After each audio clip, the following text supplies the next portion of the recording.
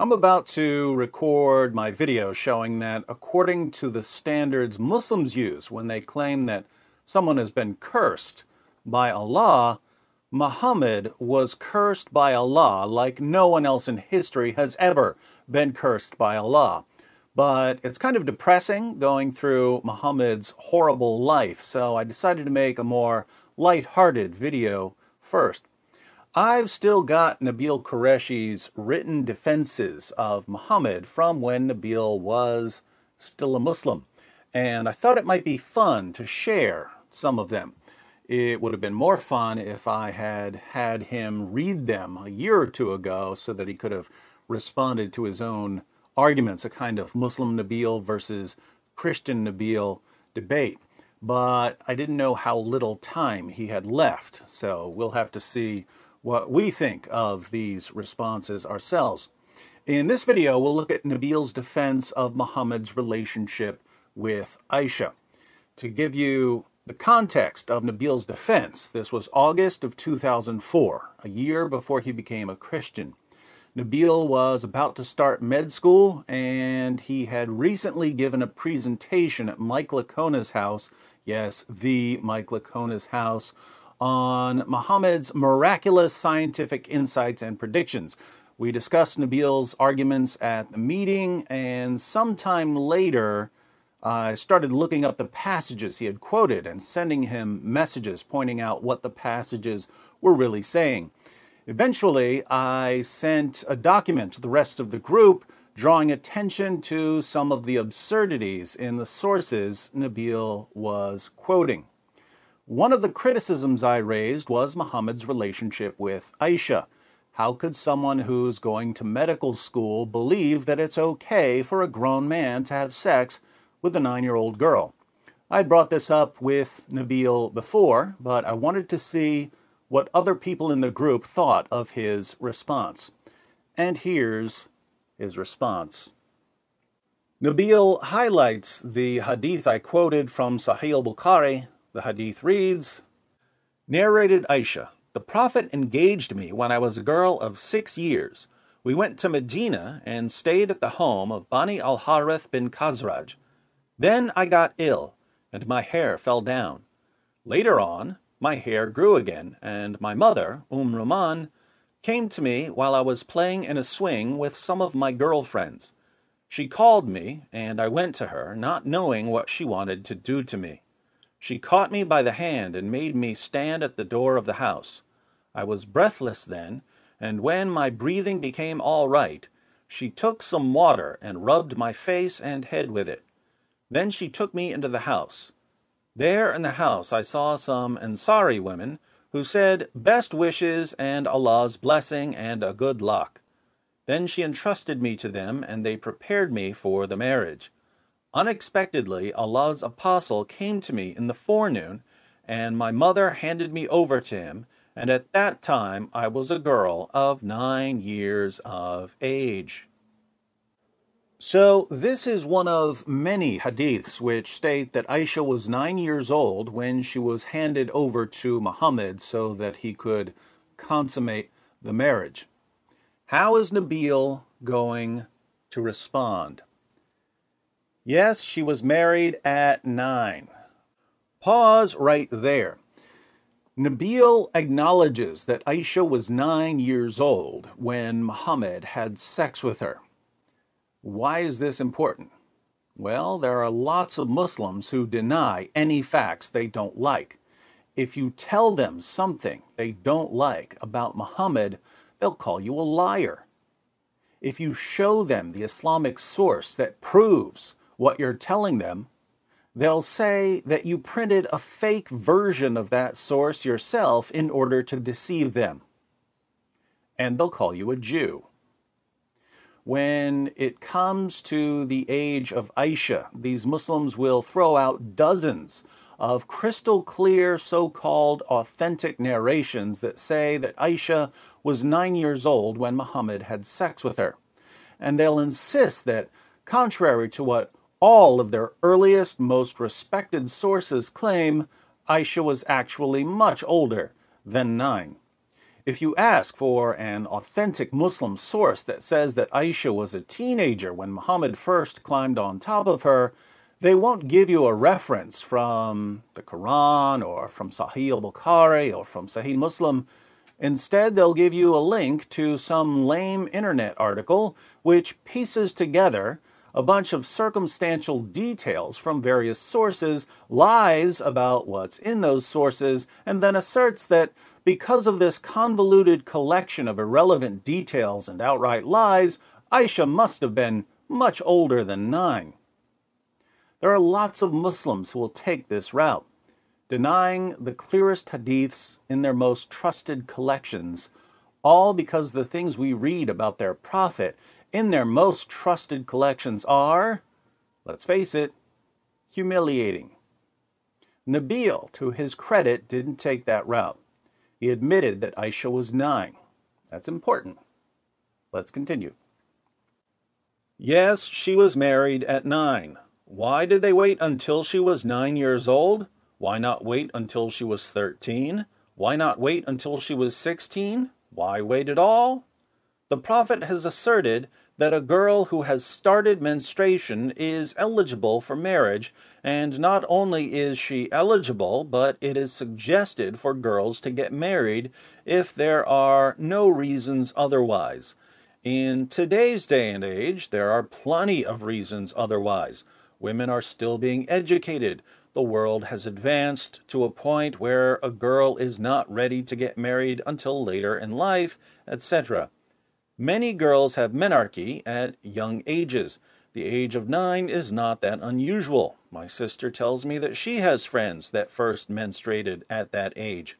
Thus, it is not so strange to reach adulthood early by our standards, keep in mind, and with adulthood comes marriage. What's wrong with this response? It might be easier to ask what isn't wrong with this response, because apart from admitting that Aisha was 9 years old, everything is wrong.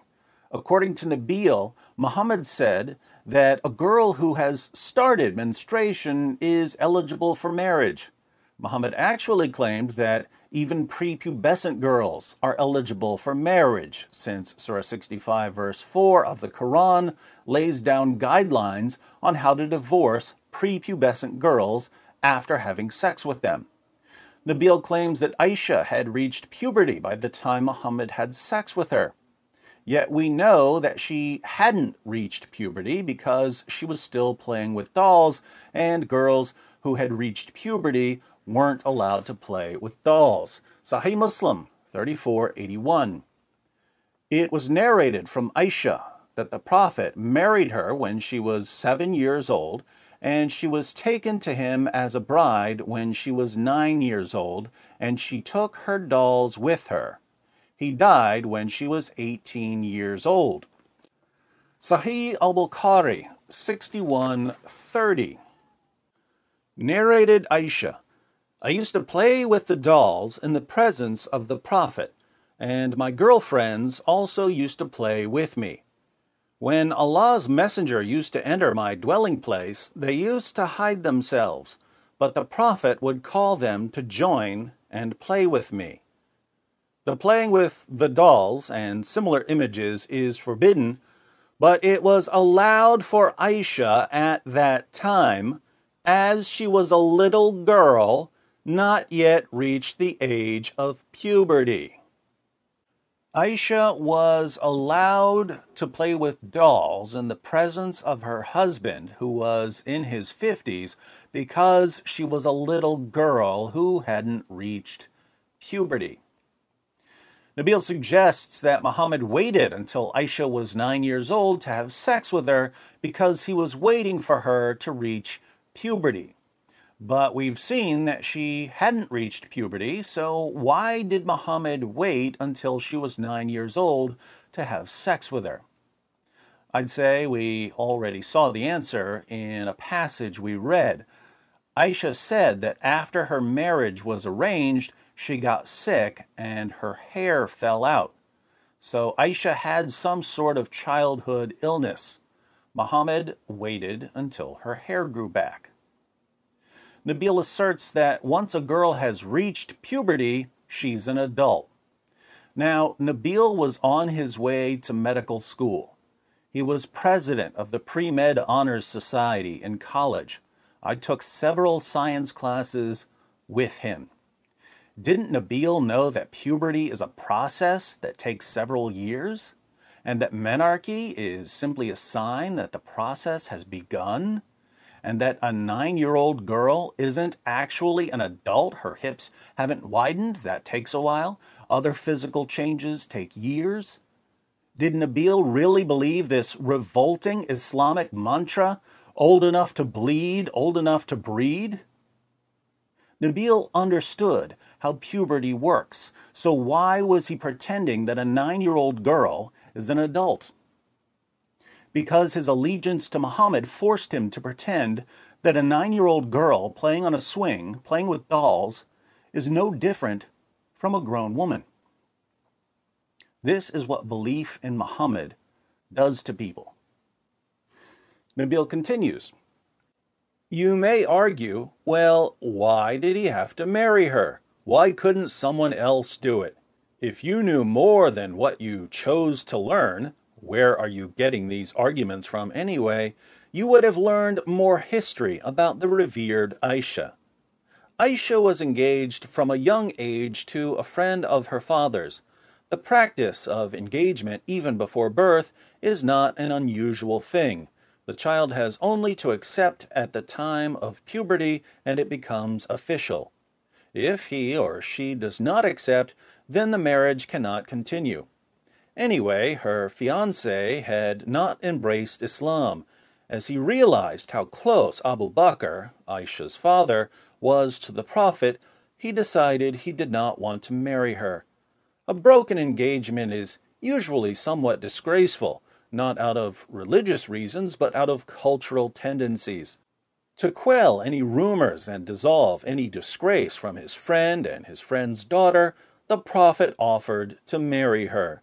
This is not to say that the marriage was out of pity, but there was more motivation than, hey, I'd like to marry her. So Aisha's fiancé, Jubair ibn Mut'im, who was a pagan, decided not to marry her because she was a Muslimah. This rejection would have been embarrassing for Aisha and her father, so Muhammad, in a spirit of selfless concern for his friend Abu Bakr and his daughter Aisha, decided that he would restore their honor by having sex with Aisha. What a guy. Nabeel's explanation here doesn't line up very well with what we read in the Muslim sources, but let's run with it. According to Surah 33, verse 21 of the Quran, Muhammad is the pattern of conduct for Muslims. Now, think about the people involved in this story. We've got Muhammad, the seal of the prophets and pattern of conduct for Muslims. We've got Abu Bakr, Muhammad's closest companion and the first of the rightly guided caliphs. And we've got Aisha, who's called the mother of the faithful in Islam. What life lessons can we learn here? What's the takeaway for Muslims?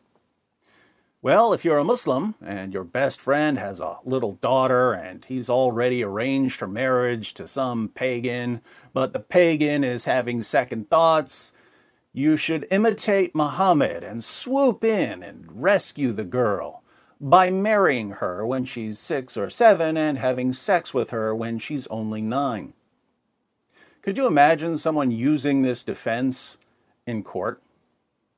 Muhammad ibn Abdullah, you've been charged with child marriage, multiple counts of child molestation, multiple counts of aggravated sexual abuse, multiple counts of fondling a child under the age of 10, and multiple counts of making your child bride clean your semen stains, which is just gross. How do you plead? Not guilty, you filthy kafir judge. Explain your actions to the court. Well, my best friend was in a bit of a bind. He had arranged a typical child marriage, marrying off a little girl to a much older man, but the man started getting cold feet, so Good friend that I am, I took the prepubescent little girl for myself and had lots and lots of sex with her. Totally normal in my religion. I hereby sentence you to 1 jillion years in prison. Will I need to register as a sex offender when I get out? I said 1 jillion years in prison. Next case. May I please switch to a Sharia court where the judges know that, according to Allah, having sex with prepubescent little girls is perfectly acceptable. Nabeel was an extremely intelligent young man. Could he continue believing that his prophet had some really good reason for climbing on top of a girl too young for a bra, a girl young enough to be his great-granddaughter? No, he could believe it for a while, but that's the sort of thing that keeps coming back to haunt your mind, especially when you're friends with someone like me. And a year later, he was a Christian. I bring this up because we need to be aware of some typical stages in our interactions with Muslims.